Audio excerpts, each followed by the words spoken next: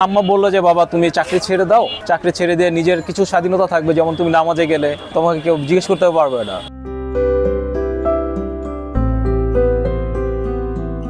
অনেক বড় ব্যবসায়ী হতে চান না এই উদ্যোক্তা, পরিবার নিয়ে চলতে পারলেই খুশি।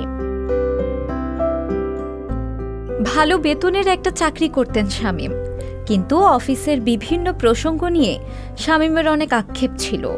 নিজেকে পরাধীন মনে হতো। অফিসের অনেক কিছু নিয়ে মায়ের সঙ্গে গল্প করতেন। ছেলের অস্থিরতা দেখে মা শামীমকে চাকরি ছেড়ে দিয়ে ব্যবসা করার পরামর্শ দিলেন।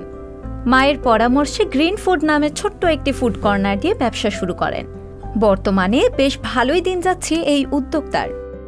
চাকরি করা যেত, বাট চাকরিটা করলে আসলে হয়তো কিছু শৌখিনতা ওটার মধ্যেও ছিল। বিশেষ করে অনেক কোম্পানি আছে এখনো দেখবেন যে নামাজের টাইমগুলোতে ছাড় দিতে চায় না।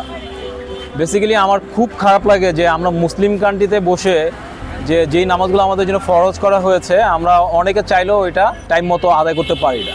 তো এই জিনিসগুলো খুব মনের ভিতরে গাধা দিত। রাত্রেবেলা খুব কাঁদতাম যে আসলে কি করতেছি আমরা, এই দুনিয়ার জন্য আমরা কি শুধু খেটেই যাব, খাটার পাশাপাশি কিছু করতে পারবো না।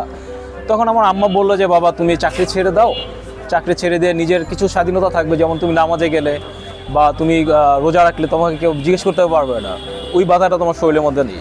আমার সবচেয়ে বেশি ভালো লাগে যে আমি মানুষকে একটা ভালো সার্ভিস দিতে পারতেছি, খাবার দিতে পারতেছি, এটাই আমার সবচেয়ে পাওয়া। চাকরিতে থাকলে হয়তো আমার এই আশাগুলো পূর্ণ কখনো হইতো না। প্রতিদিন বিকেল হলেই রাজধানীর গ্রিন রোডে নিউ লাইফ হসপিটালের কর্নারে মজাদার এই খাবারের দোকান নিয়ে বসেন শামীম।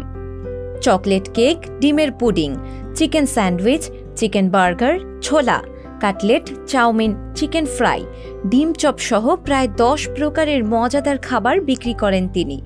বাসায় তৈরি হাইজেনিক খাবার হওয়ায় দূর দূরান্ত থেকে খেতে আসেন ভোজন প্রেমীরা। এখানে আমি ব্যবসা প্রায় 2-2.5 বছর উপরে হয়েছে করতেছি।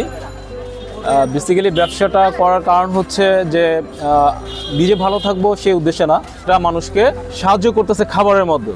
আমার সম্পূর্ণ হোমমেড খাবার বাসার থেকে আসতেছে। এখন বাসায় বানাচ্ছে, বাসায় বানানোটা বড় বিষয় না, বাসায় কি বানাচ্ছে বা রাস্তাঘাটে আমরা যে অনেক কিছু খাচ্ছি, এখানে আমরা কি খাচ্ছি, কি খাওয়াবে, এটাই একটা বড় বিষয়।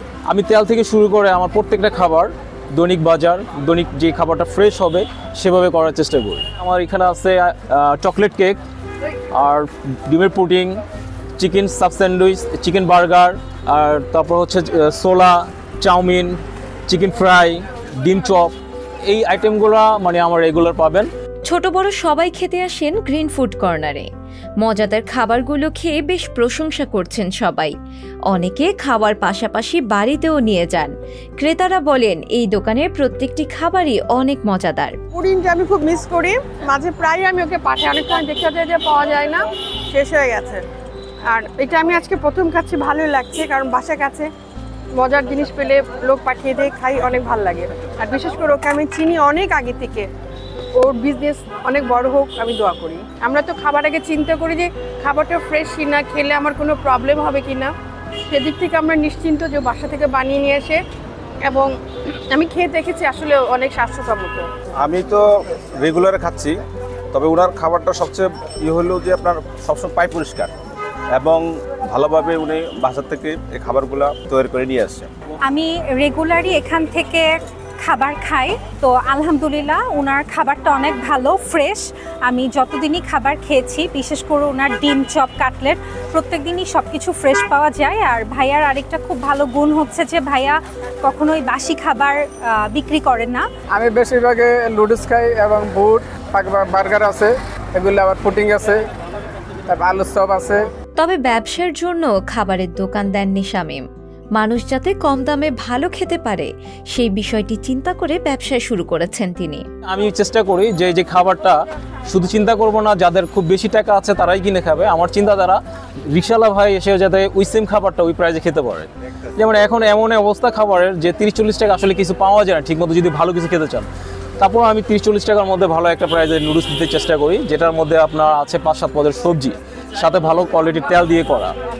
তো প্রত্যেকটা খাবারে আমার ইচ্ছা যে আমি বিজনেস যতদিন করব আমার প্রাইসটা যাতে কেউ কমপ্লেন না করতে পারে যে ভাই প্রাইসের জন্য আপনার এখানে আমি খাইতে পারি নাই।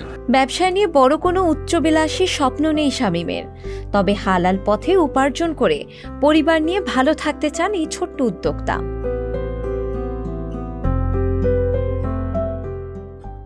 সংবাদ, ফিচার ও অনুষ্ঠানের জন্য ভিজিট করুন সংবাদ প্রকাশের ওয়েবসাইট এবং যুক্ত থাকুন ফেসবুক পেজ ও ইউটিউব চ্যানেলের সঙ্গে।